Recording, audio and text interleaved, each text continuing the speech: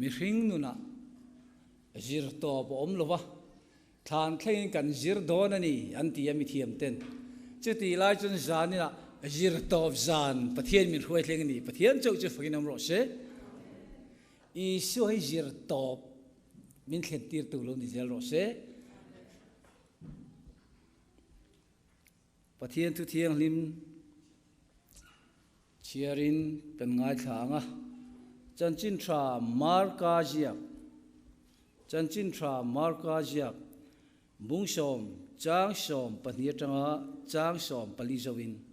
chanchin tra marka jiak bungsom ne pakhat chanchin tra marka jiak bungsom ne pakhat chang som pahnia tanga chang som pali soinon lenge chanchin tra marka jiak bungsom pakhat chang som pahni tanga chang som pali zawin pathian thu thiang lim chiarin lo ngai thang u tin tu ka chuan bethani atangin achu nu in arila lo tram ta tin theipui ku na nei lataka an muwa ara ka muda lomo tin avakala tin awathlen chuanin ana chawlo chu eng amulova theipui ra hun ani lo renga ti chuan I suan thing chu bia tu na china kum khuain ilaka tu ma ra ei to su se ati a azir tir ho te chuan chu an ria a lalpa na tu thiang lim ko la no tan thari mal mi som sak ro se amen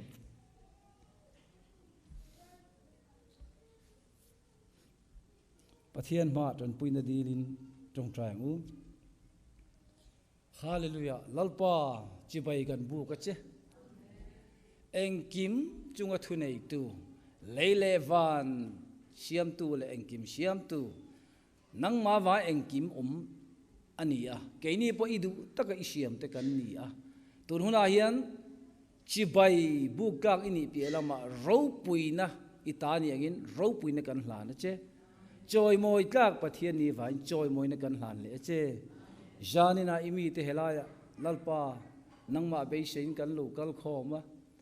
echia hloa hian engma nei ka nei lo nangma jokin eme te mamo lalpa ine wangin emi te nangman min ma chon sak leang che nangman I thu in min ti pui leang che jani local te nuna hian lalpa taksa lam nat na nei te rilulam na te tharau lam liam te na chi rang nei kan omani point e thu mangin min ti dam leang che hallelujah tunu hen khoshik na ka tova hallelujah rel ruhana chu I shoming ka do boka thana chu I shoming ka do boke hallelujah I shoming in nena damna lo theng ro se thu soi tu le ngai thatu tharawin mun khatin min polang che eng kim ria thiam zo kan ria thiam zo taka thu soi thei turin echia lo leile ka hi tinung tu tharau thiang nim nangin riak min thi sakang che iswaru puinan heng hi khongai takamal min som sak turin iswaming kanum dila che amen zanina kha kan tran tu kha ni kanin themi alwa zakai chung chang kha aron soya soingai klat mai alo mom ka ti khop mai kan tran tu in pathian ya pol tharna te khatiang kanan om kha lom om ka tia rong bol tu ro pui gypsy smith a chuan ko khran thang tur chu an beng chenga ati ko khran thang tur ra chu an beng chenga ti zane no pangte na pui pangkan kalte a ro pui ga te ko khran thang tur kan ni e hallelujah thang me kan ni bokani cheng om ji chu ko khara chuanin limna te lo thleng se a then chu kai buang hen an vir char mai ni Mizoram harna tak lo thenga sang kha jakwa pathuma che local je sang kha jakwa som pathuma sang kha jakwa som thuma tikha sang kha jakwa som ria palia tuna kel ka hanan no ber sang ni le panga khan lo theng le ta chon mi an lam tak mai ja then chu mau klon hunang mai hen bangki lan ding ket ma a then chu a slu dal lo pe khuang pubula khuang chaw ten bungat ngat mai chu khatiang te kha kan pasar te bunasa doing ka khialam alai sum ni tharau rai sum ta khan emo kan pastor te ban phar tak tak mai do ni hallelujah ban phar to na thin lung je perfect to ni mo hallelujah pathian ni thani voin ne hian mo iban nakina chen van doi thil thu ala bung theisin har san na emo wang pon ti me patheng an tong min lo ngai dam sela ban nei lo tam tak ban phar cha kan tam o chuak thei lo o chuak ka pathian phak cha kan tam la ya pathian in ama phak thei che ban a pe che pathian ta nen iu yang mo ka u yang mo pathian phak na nen kan orol te kan renang mo in role the ren siu to dangin ham tu har ro atialam voini an kan aw me ka kalom kho mai amar ju mi then kat pathian an fakki covid 19 avaya adam koro mi no ti to te poi anang e mo te ka tia bulmi te hie te selo ma ni po kan hie lo kha awm ve thei ni mo tu la covid 19 hi leng na sa ai quarantine nei sewa dam kora lo kala ne ti me tu kan o te po hi awm ve thei ni lalpan kan o ka min hon sak ro se lalpan ban thar min pe re ro se lalpa chuan ban thar min pe a o thar min pe ga bang pon pathian ming chu fakin om le ro se ro pui ka tia kan u na nu upamo na nu pui pi ma ki min thu sei ka ro pui ka ti ko me ama thleng tar ka pathian thu chu zawa siam thar le thin kan ngai tu te poi khoi non le thin kan ngai a besaida khuwa midel lali suna ti dama amida ti war sak ma se alawar kim lo thing mi hingkal angina hu mi hing bo thingkal angina hu ni a khoi non le a alo fi ang hian pathian thu ma na kan khiat ka adik lo ni lo adike kan khiat to nu kha aron ti thara kan har thar le thin ni lalpa chau chu fang bo se ma na i hallelujah to i hallelujah le thin ngai ma na kan lo kal san ta kholma te chuan lalpa hla te Zion la puite khuang pui le khuang te ne kan zaya kan lama pathian fakna la kha kan sabang thei lo kha ni tu na chuan mira ma tang hen enting e lalpa la kan sak thiam min te re thei tu ten lima min nge na salamin man tu ten la sa min nge enting e mira ma tang chuan lalpa la kan sak thiam ti khome tu ja Zion la pui sa le thei lo hian USA ra ma hian engei kan din hun le awa poi mo en kan ram chu lalpa in khongai na in mel ma kha din mun ro puli tuk tak fa din mun min pe a chu mangai na chu nang le ke kan ram ni a chu mi kan ram tang ngei chuan zaun la pui hi sa se lang u hallelujah thu pu yan lu tang zane chuan zakai le Theipui bo ru kan sei do na Theipui na le Ringtu nun ti thu pui kan phuak ai Theipui na le Ringtu nun lali shu chu azir ti tenen Bethany khwa an ria ka chua le angai sia wangin Bethany khwa tengin an chua ka ti chuanin a ril lo tram ta chuanin Theipui ku na nei la ta ka tang hian Theipui kung dua hlu mai ana troi hlu mai ra la tengin muwa khonge mo ara om thei da lo mo tin awan na ya ma ro chu ara lo tu lo om mi ro ra la tanga thir chuan ra nei thama na dua hlu ani bel chian ra lo tur om mi lo Theipui kung hian min zir tir se ra la tanga chuan kan moi ni mai thei bel chian hian ara lo tur om vengem o ra thir chuan ra nei thama dua hlu mai Theipui kung na dua hlu mai awa bel chiang ra lo tu ro mi lo hei mak ka ti lu tu chu da chuan hei amak kho mai asoi le na chuan ara ka mu tha dei lo mo ti na wakala tin awa then chuanin anna chau lo chu eng ma mu lo wa Theipui ra hun ani lo renga ati chang som pathuma Theipui ra hun ani lo renga I shu po hi ti mak thin ka ti ara lo hun ra lo an tum tlat ma hi engeu thara wala ma min jir ti se te khin thuin ka anga hemi phe na han tharau thu in thu omani ara hun lo ra lon tum tlet we iso min mai na tang no thia thiam har thina ara lo huna ra lo tum tlet ara hun ni lo re enge omsia kan ti chuan Ringtu te ngai dam ngai lo ngai dam chu kan clean kan bula fel chu kan clean amar chu ngai dam le thei si lo ara hun lo ra chiam nun hi kan ni thlatani tha the me mo khongai na le mangai na sei wor yo si a khongai na man huna kan mang le thei lo hi ara hun ani lo renga ara hun lo chun mi kan khongai lo mo ra hun lo ra chiam mai ra hun ra le thei lo nun hi kan nei thlat mai chu i so na muwa tu na china tu mai i ra hi an lo to lo tin a hau hlumani eng wange ra hun lo ra thin ngai dam ngai thei ngai dam thei si lo ngai dam tu lo in ti ngai dam si ma ni chung a that chung chau a that thei ngai dam thei si lo nun kha eng wange chu tha tu den eden huana Theipui nan lo veng ni chu wang chu ni hallelujah thil dang alo ni hi aril lo to ni ta chu ni a hau hlum ta lo a tiom ji chu mi hring ti sajia bo chiat na tanga mi hring na seten chi kan ni heng zong lali shua in a hau hlum ta lo ti lai ta ka hi pa vanami na aphun lo kung zong chu po phoi ani yang tin mathai bung som panga chang som pathuma kan muni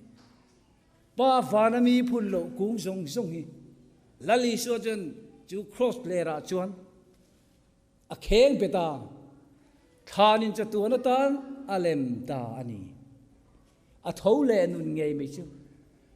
ara hun lo po ra thei nun pathianin lui ka ma jung kai cross in ngat chu kan nu tan lal pan bin pe ni pathian chu chu pin ro se ara hun lo ra chiam ra thir chen moi mole ra nei thamani mole adua hlu mole bel chen ra lo tu rom mi lo hring nun hei hian lo en tir a hau hlum ta lo ti kha ti chuanin zakaya kan tran tu nu khan Theipui hi a thang chak o khom mai heta he na hau hluma lon thamina lo thang le tlat mai ni ma se je bethani khwani tu chen Jericho mi Theipui lo le tlat mai zakaya chuan isu mu du in Jericho wa chun pel don isu mu adu ave wangin zakaya chu isu mu turin akala chu da chuanin isu mu turin Theipui kung sang taka alona zakaya chu isu mu du wanga sang taka lon kha chuk tu ra thupe ka dong tlat zakai lo chuk thuai ro adi hei makka dil tu isu mu du wanga sang taka lon si chuk tu ra thupe ka dong tlat isu theng tur hian e sang taka lon ni loin kan lon na mu ta kan chuk zel angai ni in thia thiam nan tharau thiam lewin na to sak zel chu ro se avan poi mo em o ti chuanin hei chang thum na khan isu chu mi eng ange ani mu atuma mi pui wangin ama la chu atoi si a amu thei lo wa ti zakai hi a han pai na ma hi atoi ti mi lo kan pastor ai chu na sang de chun ka ring de kam bu chong lo dia aren thu nia ani chu pol an nei chan vel ka ring ka dia a bo ti fit come on a hei lam pang ra chu mi lo mar chu mi pui wangin ama la chu atoi si amu thei lo zakai atoi hrim ani lo kan ti te pathian thu chu zawa mi pui wangin zakai isua amu thei lo isua mudu lia tu te kha mi puin ni ta kan the mo isua mudu lia tu te hi ama nai tu ten ni tlat ne thiam don ni hallelujah van threm isua mudu lia tu ama nai tu voinia rongbol tu pian na nei to nun nei to hi isua mudu lia tu kan ni foshin ichuk ngam ve donem hallelujah piang thar lo jumun sabuna mi thian isua mudu an hlia mi lo kan ti teng kan war deu ni min thiam ro ring lo mi budi so te Hindu hote Musulman hoten Isua mudu hi an liam mi alo sin Isua mudu chu nang nun nei to crusade na muna local thin to voinen Isua mudu hi ilo lia ve mo ta chuanin zakai chu mi puya wangin ati mo mi puya wangin zakai kha atoya mu theilo ti na nia hallelujah ti chuanin zakai chu Theipui ku nga tangin Isuan Theipui ku nga lon kha mutat Isuan hiam Theipui ku nga lon ni amu thei lu tu Theipui ku bul ve lo mi amu thei en ni de tha tu evile adam ate kha adam khongi inom ti khat Theipui ku an biru hallelujah pathian mal som na kan don ngei po hi kan nu na pathian thu ni lo khovel dana lal chuan mo Pathian biru bongsan nan kan mang fosin USA u naute MCI ko ran pathian mi te hi mal som na kan don te hi pathian biru san nan in mang ve them o chol ni te in khom lo ngai pathian biak tu ran ta a shopping kal phot teng in dir vakala lak lo chus tu ran utama simin nei bok sia mo in khom man lo in voi chu ka bazara kai khom man taro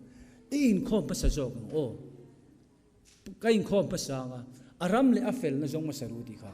chung jong chu pek bel chang chu kanin khom nga chumi zo chen bazar na hun chu om tho lom ni Theipui kung phe na hen kan biru fo ni I sho hian Theipui kung vela om hi am thei kan di teng chan chin tha zo na je bung kha chang somli pari da khan kan chiranga hei hi mak ka ti lu ka na thana e la chu pathian ni na ko wa na thela chu na ne na nangin engtin nge mi khiat atia isu na ne na Philippan ako ma che khan Theipui kung bula I om lai khan ka mu che sinati hallelujah na thela chu Theipui kung bula alo om ve lalpana huni ako ni hallelujah nang po kha Theipui kung phe na khan ilo om ve lo mo ka lo om ve lo mo hallelujah ti chuanin zakai chu Isua mudu wanga sang takalon kha chuk tu ra thu pe ka dong Isua thleng tur hian sang takalon ni loin kan lon na mun tanga chuk ngai ta ni kan zero nga mangai ti na ni engwang he Zakayan avon bala tha chon Isua ne dain von don hallelujah Isua in akera chan sorry Zakayan akera chan akal san chon Isua ke in akal don hallelujah chu wang chen zakai chu alon na tangina chukta lali shua hlim taka athen thei da chu lo chuk thuai ro hadi lai taka lo chuk thuai ro awan poi mo em awa man mo em awa arjen em Isua mutur hian mo a ol som lai te an nai lai om fo sin pi pu the na ngania pi pu chu kan the na kan helai an nai lai oma su da vakal lai om sin Isua hi mu ol hun te jan ol hun lai te omasin mu ola om lai hian jong ro hallelujah ava poi mo em ti chon zakai chon Isua theng kan tia aron chuk engwangi ne zakai chuk tura thu peng jan Theipui kung hi mak ja Theipui ra hi asang la ma hi ra lo om mi lo leifu la hian ni ra zel ni mi te na kal chunga an eile an lo phak turin Theipui kung chu alo ra zo ka voine ko han ho te hi lam lian le dai mi te na min ei thei turin dam lo le mang ang te na po min thamon thei na turin Isua tan hian noi lama ira ave zelang u hallelujah hallelujah hero pui ka tilu tu kan chewang chuan enga nge kan chukang voinen zero ko sei don zero thu toi ten zanin ni asoi rei thei lo tlat ke ma bok tlat mi pakat hi kan khami mai kan sei lok teng lady pai ni andia rong bol ro pui tu kan ni pathian ni na manga ti chuanin rong bol na chuanin thil na satak mai adong ani ome chu ta chuanin ain pu bor tuai mai ni ta chuanin Isua ina to ka e kha lady pain enge iken bor treu ni adia karong bol na ka munia heng jong jong hiti khoi mo kan enteng ti isun avarim chelom ve thil phur hiti isun ange rim chedi chu ke a ka lir khalo oma isun rim chia ti le to ke a ka hi pathianin adu lo moshia kanan rama alu lo chan kha ke a ka wangani lalpa zoken kan ne na thu soi zel ro se chuan lady pai ni chuan lali suata an rim chele tuk ti khia in klom na nunin zero in lalpa ta na thoka tharau bo tam tak man tu lalpa na siam tharani hallelujah ke ni po kan zero ngam ba poi mo em ti kha ka sei tu ni chapo nei lali su hen ahot berani ko ran hova kan lung ro lo tam tak te committee ya te thil engam in the thu no mi ngai tua chiang keima ka chapo wa ni viau zel sin keima hi ka tlop chuan mo kanin rem zel ani cho wangin philippi bungni chang thuma chuan elrel in ngai hluta wanga engma ti lovin mitinin in ngai tlom takin ma ni ai midang tha a ruat theu jok ro se he hi har lai berania chu tlom na turania entin nge kan tiang pathian ma han tak tak lamo mi te an lo thanem ngai je mi ten lalpa ta na thil lo ti ne sat jok je i muanga i cha pau to mi alawang a chuang pe lalpa chuang se ti nu na lalpa chu i chuang to jok hallelujah zakai chu chuk tu ya thu pe ka dong tak a zero tlat zero ye mathematics hi ring tu nu ni te kan jirna chuan mathematics hi ring tu nu ni kan tia mathematics a chuan mo abel oma apai oma punti oma sema oma kan nun hi pai ngai om thina phel ngai om thina kalsan ngai oma kan lo ti to kan thok char ngai oma punti ngai sem ngai om thina ni kan tia zero hi mathematics in kan enanga real win mathematics jon zero hi amain engma hlutna nei lo zero ni to amar chu om zia nei thai dan chu zero ma one kan da chuan $10 ong don ta ni $10 zero kha amma one chuan $10 i zero namuna i shu kha i ma om chuan hallelujah lalpana choi sang don che nei kan tan tu ron chiar kha choi moi la choi sang ang che ilom chuan za om asiam ang che khongai na lukhum a peng chenga moi na lukhum moi khum ti rang che ti hallelujah lalpa choi to moi lo anom ngai lo wa lalpa choi lo moi tu mi kan mol pho thin so ni hallelujah $10 kha zero nuwa da le chuan $100 oi no na pi ne mi ten hei nge ni an sum dong thanga chiar kap chen thia viu ka ringa bet da chu $100 a kha anuwa zero kan da le chu $1,000 $1 million thing om thei ni ichuk ngam ve do ne ichuk ve ngam do ne khoya khan nge ilo lon isu mutura sang takalon zakai chu chuk tura thu pe ka dong isu thleng tur hian sang takalon ni lo kan lon na mun kan chuk zel na mun isu nen kanin nayanga limna ruai kan kil zel do na ni lalpana thu hian kan zatan mi som sakro se amen roi tu kuta daleng